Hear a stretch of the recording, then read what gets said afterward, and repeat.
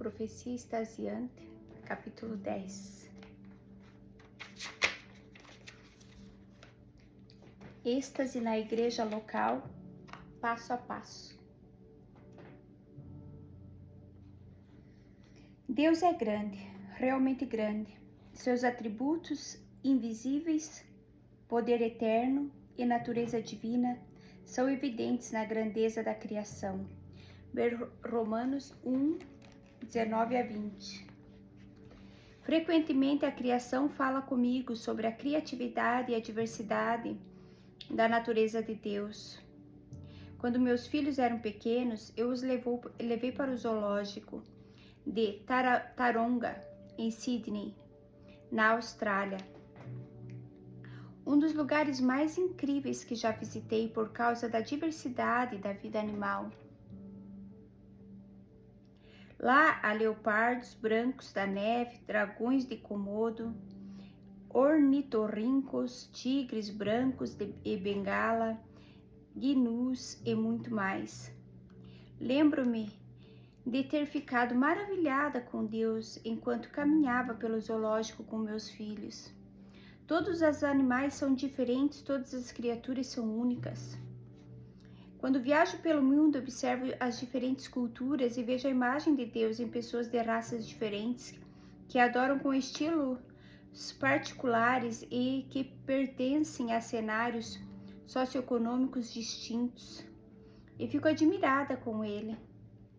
Acho que Deus é tão grande que mesmo que colocássemos todos os bilhões de pessoas feitas à sua imagem em um lugar ao mesmo tempo e depois olhássemos para o reflexo de sua imagem em todos os que estavam reunidos, ainda assim mal tocaríamos a superfície da sua genialidade grandiosa e criativa. O princípio da biodiversidade, por meio do qual a natureza divina e os atributos invisíveis de Deus são claramente vistos, tem muito a ver com as reuniões da igreja.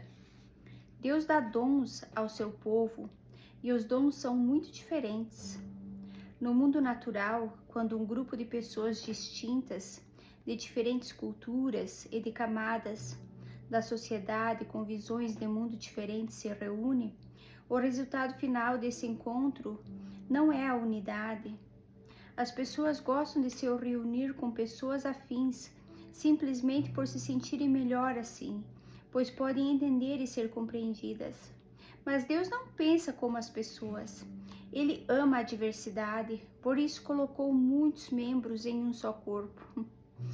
Então, quando ele dá dons aos homens, ele mistura tudo e reúne todos os tipos de pessoas, dando a cada uma delas dons diferentes com medidas variadas de unção. O estranho é que o resultado esperado desse cenário é a unidade da fé, o conhecimento do Filho de Deus e a maturidade. E ele designou alguns para apóstolos, outros para profetas, outros para evangelistas e outros para pastores e mestres, com o fim de preparar os santos para a obra do ministério, para o qual o corpo de Cristo seja edificado, até que todos alcancemos a unidade da fé e do conhecimento do Filho de Deus e cheguemos à maturidade, atingindo a medida da plenitude de Cristo. Efésios 4, 11 a 13. Quem é capaz de conhecer a mente do nosso Criador? Como entendemos seus caminhos? Precisamos aprender a oração de Moisés. Se me vês com agrado, revela-me os teus propósitos para que eu te conheça e continue sendo aceito por ti. Êxodos 33, 13. A brilhante estratégia de Deus. Como mencionei na introdução deste livro, sou casada com um homem que tem um dom espiritual completamente diferente do meu. Ele faz a obra apostolicamente, gosta de construir o reino, adora novos caminhos, sente-se mais confortável em grandes eventos com muitas pessoas, enxerga o quadro geral e sonha em como salvar o mundo.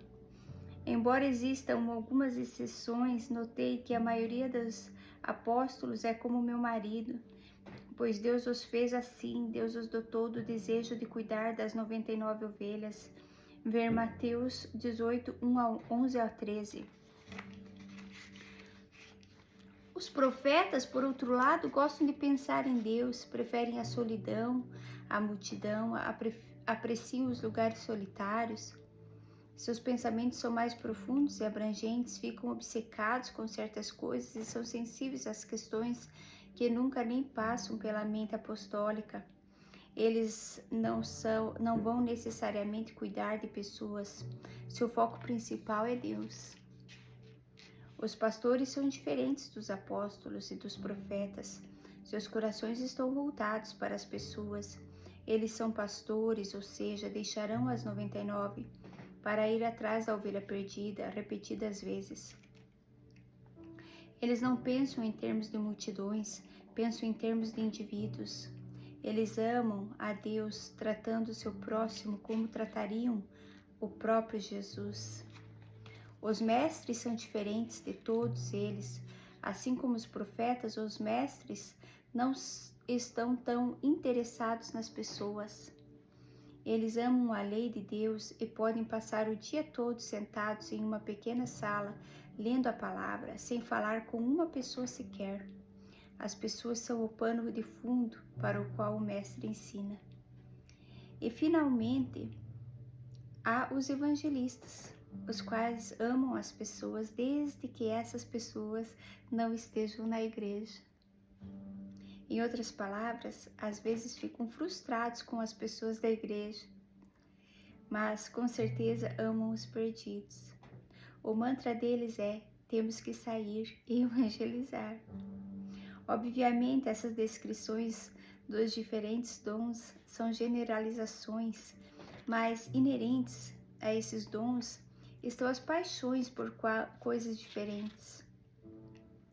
A partir da perspectiva de Deus, a estratégia é brilhante. Todos e tudo está coberto. As 99, a ovelha perdida, o Espírito, a palavra e os perdidos.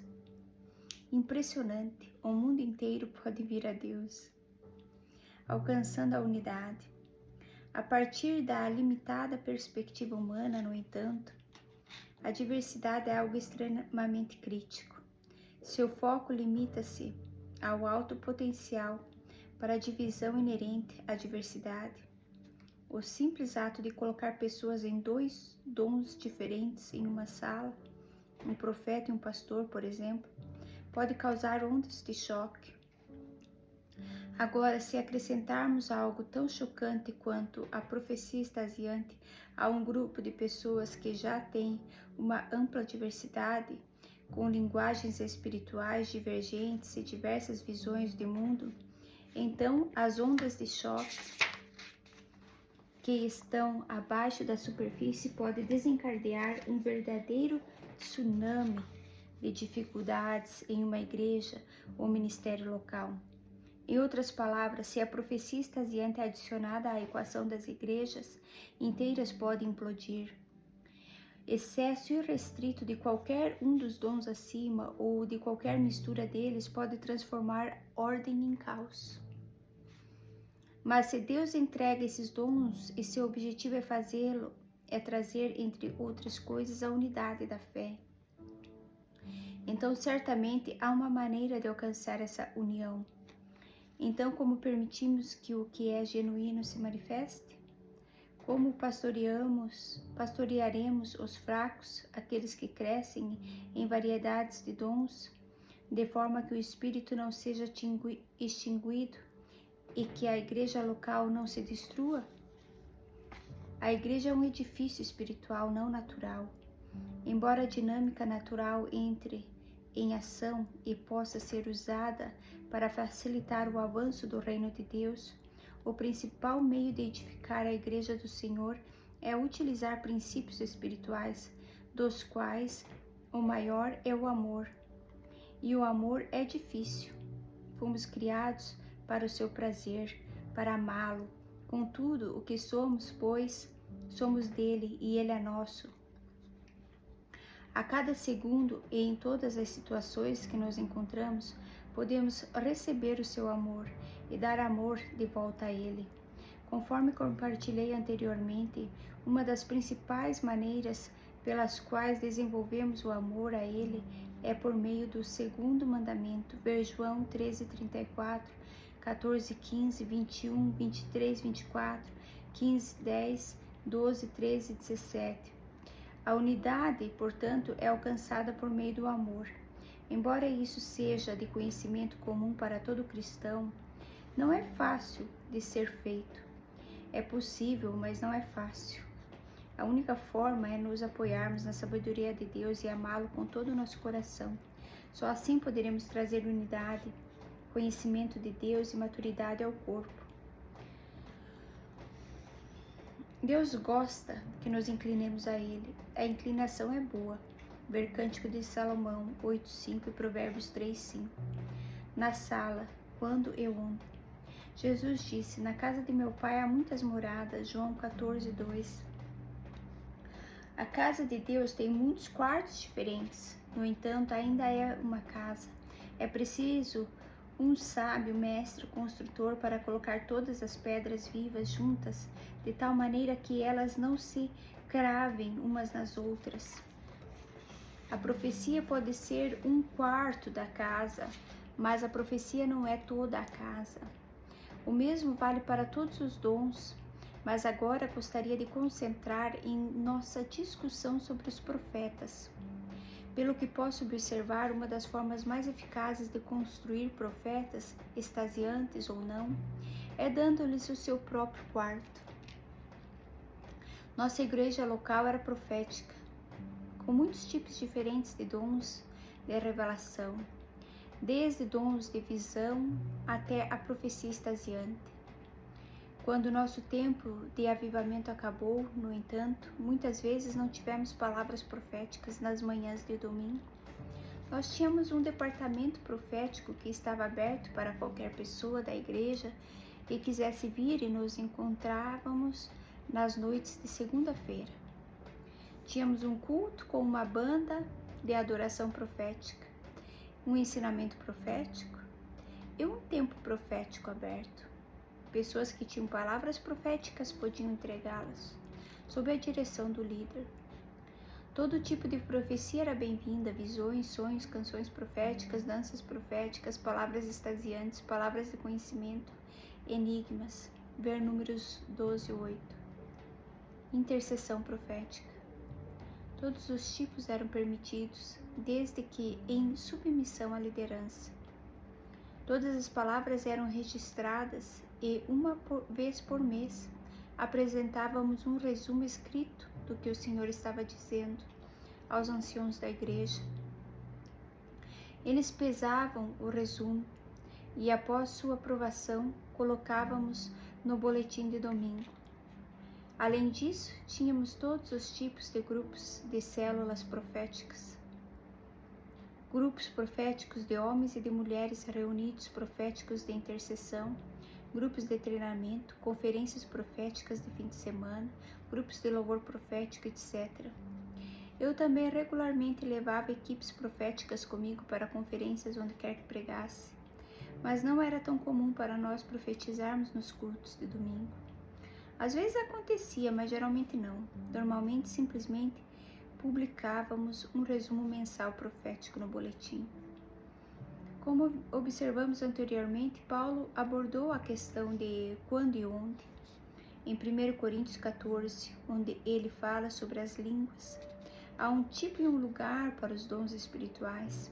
É claro que Deus às vezes nos envolve e faz o que quer, mas geralmente há um tempo, um lugar para operar nos vários dons espirituais.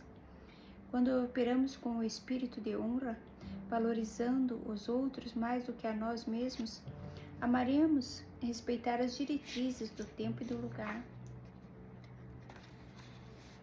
Esse é um princípio particularmente importante para os profetas extasiantes observar. Por natureza, o êxtase é demonstrativo, portanto, distrativo. Se Deus está fazendo algo pessoal comigo em um ambiente corporativo, e eu sou a única que me manifesto, saio do lugar. Ninguém mais sabe o que está acontecendo dentro de mim, e isso os afasta de se concentrarem em Jesus para se concentrarem em mim. Não quero que isso aconteça. Quando estou conduzindo uma reunião e isso acontece com outras pessoas, peço a elas que saiam da sala. Por quê?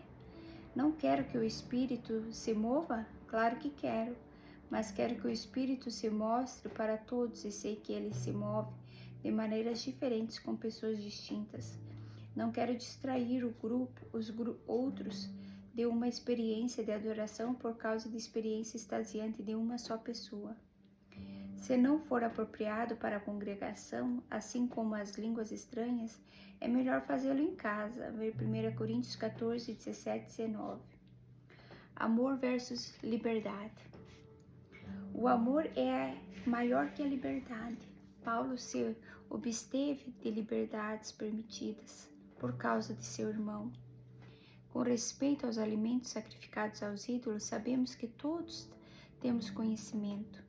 O conhecimento traz orgulho, mas o amor edifica. Quem pensa conhecer alguma coisa ainda não conhece como deveria. Mas quem ama a Deus, este é conhecido por Deus. Portanto, em relação ao alimento sacrificado aos ídolos, sabemos que o ídolo não significa nada ao mundo e que só existe um Deus. Contudo, nem todos têm esse conhecimento. Alguns, ainda habituados com os ídolos, comem esses alimentos como se fosse um sacrifício idólatra.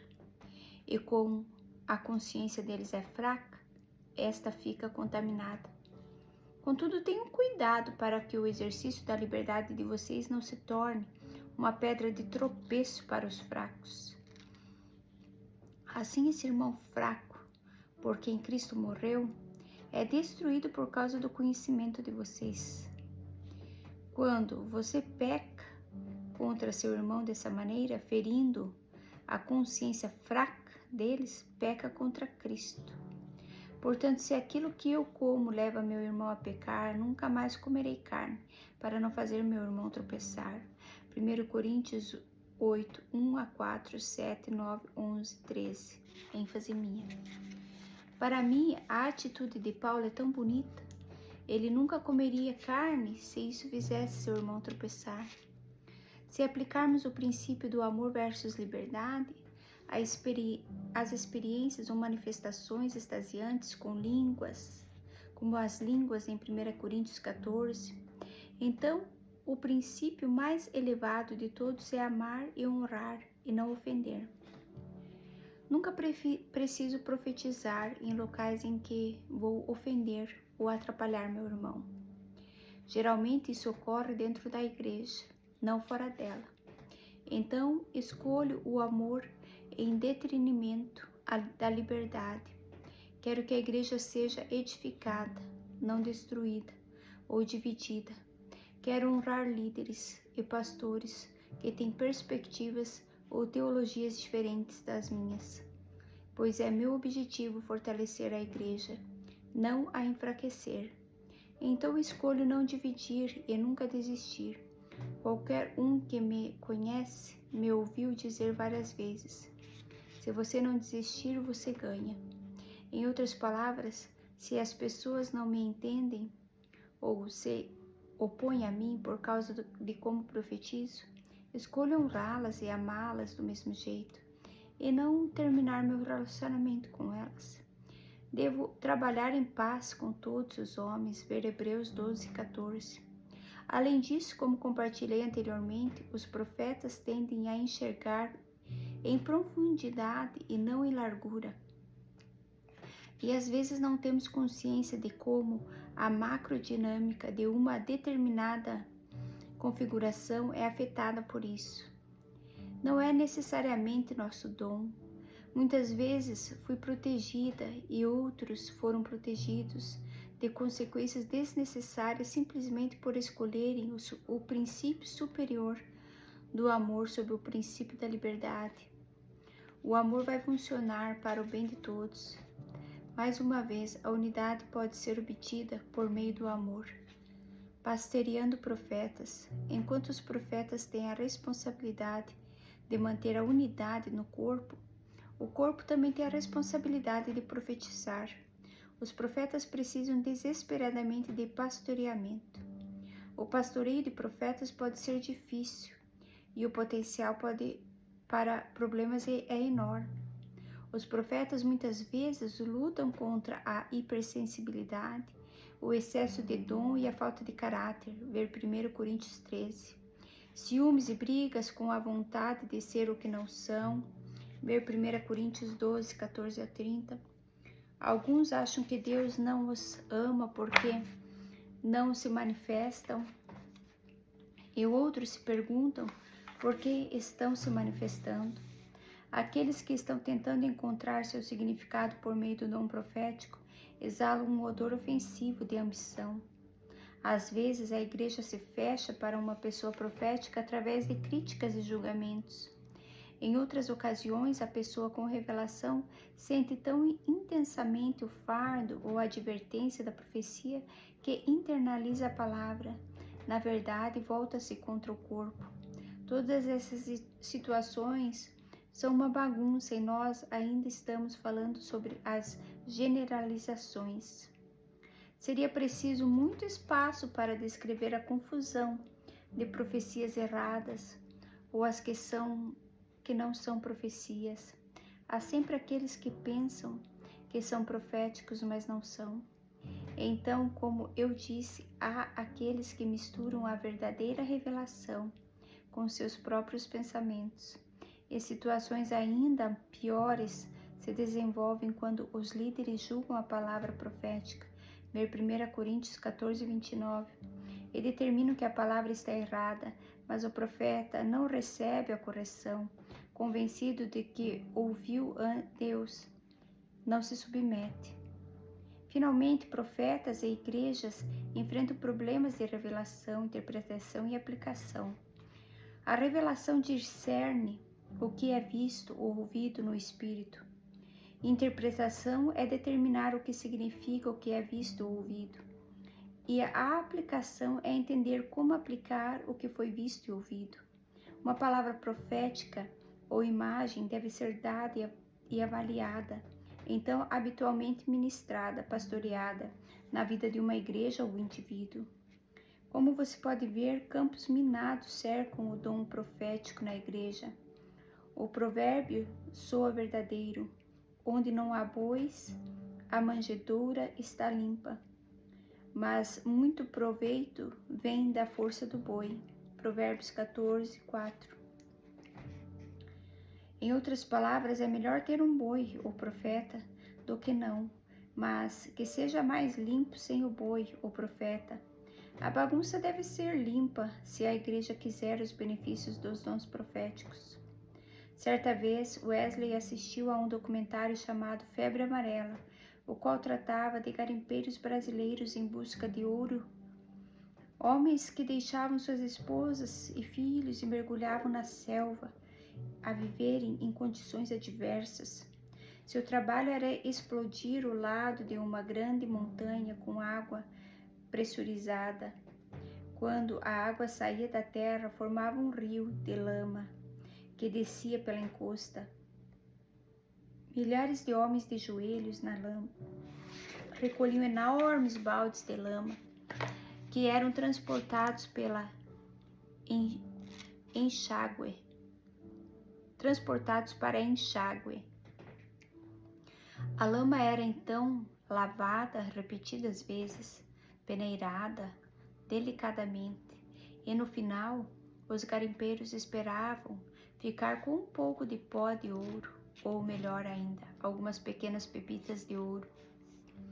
Depois do documentário, Wesley me disse: é isso que estamos fazendo.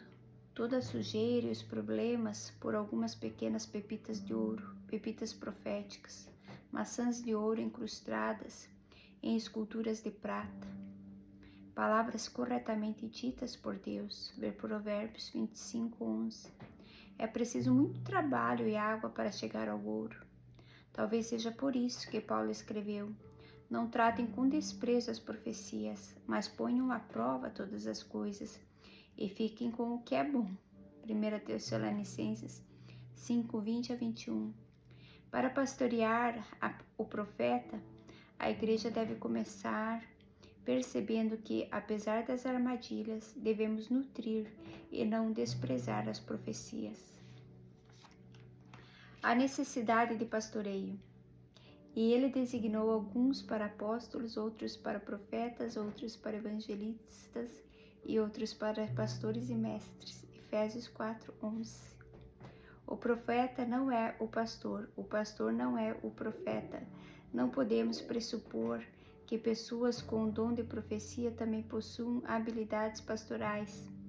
Enquanto alguns podem, a maioria dos profetas não são dotados para carregar o peso da liderança ou para pastorear.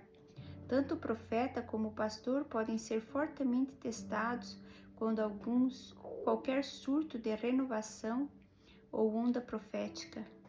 Como mencionado anteriormente, a pessoa profética terá seu quinhão de problemas, mas os pastores serão testados também. Eles continuarão a pastorear o derramamento ou irão abdicar? A resposta a essa pergunta determinará a eficácia e a expectativa de vida de uma visitação. Quando a igreja primitiva cresceu, os apóstolos foram forçados a pastorear mais. Todo o discurso de Paulo sobre os dons espirituais em 1 Coríntios 12 a 14 é de natureza pastoral.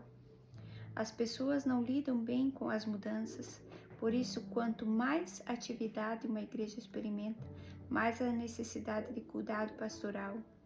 Quanto mais movimento, mais a necessidade de orientação. Um veleiro flutuante ou a deriva requer pouca orientação. Mas se os ventos são altos e o barco está se movendo rapidamente, então a vigilância constante é essencial.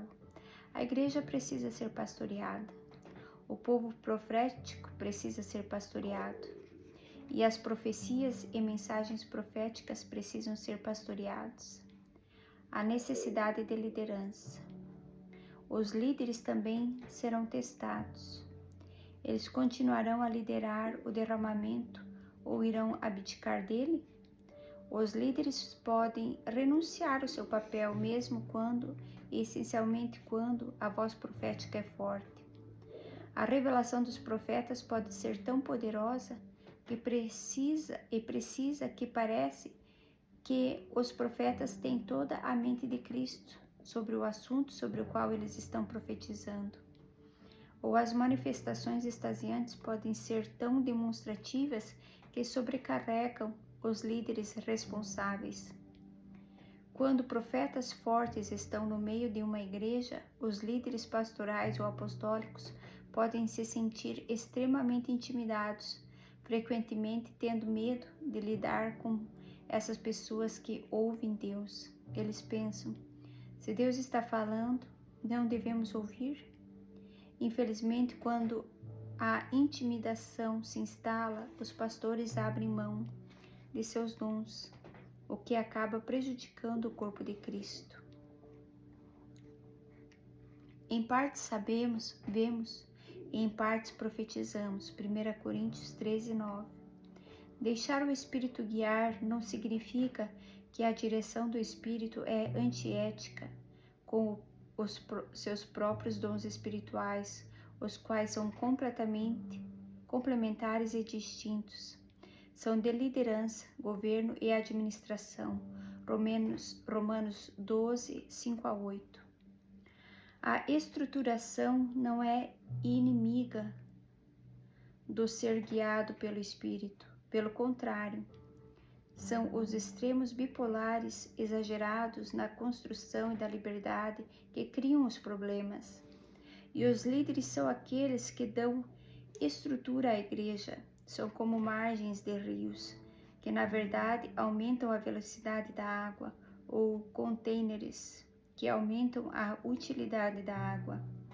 Líderes nunca abdicam da liderança quando a profecia estiver em ação. Líderes líderes e profetas para profetizarem. Lidere os profetas para profetizarem dentro das diretrizes bíblicas de tempo e lugar, guiando-os quando e onde profetizar. Os líderes devem liderar. Quando Deus está falando por meio das pessoas, Ele também está conduzindo por meio das pessoas. Todos estamos cooperando com Ele, todos usando nossos dons até chegarmos à unidade da fé. A necessidade dos profetas. Embora seja essencial que os pastores pastoreiem e os líderes liderem, é igualmente essencial que os profetas profetizem. As Escrituras dizem: tratando-se de profetas, falem 2 ou 3, e os outros julguem cuidadosamente o que foi dito. 1 Coríntios 14, 29. Observe que os profetas devem falar. Fazer com que os profetas falem é uma arte. Descobri que as reuniões proféticas precisam de um condutor. Paulo falou sobre isso apropriadamente quando comparou a igreja aos instrumentos de uma orquestra, ver 1 Coríntios 14, 7 a 8, a qual tem um maestro. Em qualquer igreja, as pessoas que deveriam falar frequentemente não o fazem, e as pessoas que não deveriam falar sempre o fazem. Descobri que diversas vezes pessoas piedosas e graciosas são menos inclinadas a se impulsionar. No entanto, eles podem ser justamente aqueles dos quais o Senhor está falando. Mas há outros que falam demais e por sua audácia destroem a credibilidade e acabam com o autêntico dom da profecia no grupo. Portanto, um administrador ou regente profético tem que governar a quantidade de volume que está sendo produzida. Eles têm que silenciar a parte da banda que é muito barulhenta e aumentar o volume de outros instrumentos. Uma vez que os profetas estão falando, os outros devem pesar cuidadosamente o que é dito. 1 Coríntios 14, 29. O julgamento das palavras é dos ouvintes. Em nosso contexto, enfatizamos que todas as profecias estão sob o julgamento dos líderes e dos ouvintes. Pessoas proféticas não são necessariamente responsáveis pela interpretação de suas palavras e definitivamente não são responsáveis pela aplicação delas. Essa responsabilidade recai sobre os líderes ou sobre o indivíduo a quem a profecia é dada. Em um aspecto, esse princípio é libertador para o profeta, mas também pode causar algum conflito. Todos os profetas devem cultivar um coração submisso, mas é mais fácil falar do que fazer. Uma razão para isso é que as palavras proféticas geralmente vêm com sentimentos intensos. O profeta às vezes pode sentir que o céu está caindo e que o desastre será imediato se a sua obediência não seguir sua palavra profética. Quando eu era mais jovem, costumava cair nessa armadilha. Corria para Wesley, que também era um pastor da nossa igreja, e dizia: Wesley, eu ouvi Deus. Nós temos que mudar de rumo, ou seja, lá o que for. Todos os profetas receberam a mesma palavra ao mesmo tempo. Nós devemos fazer alguma coisa agora.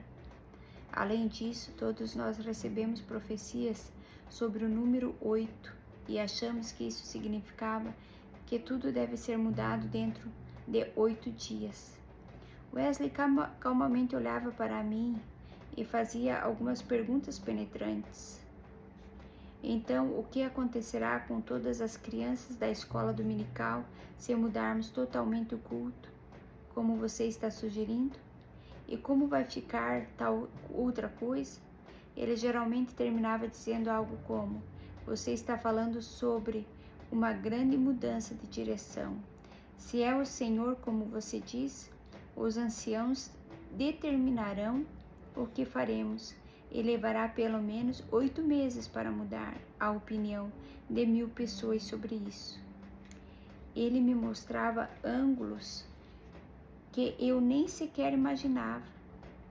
Nesses momentos, eu geralmente tinha um momento eureka junto com o meu momento profético.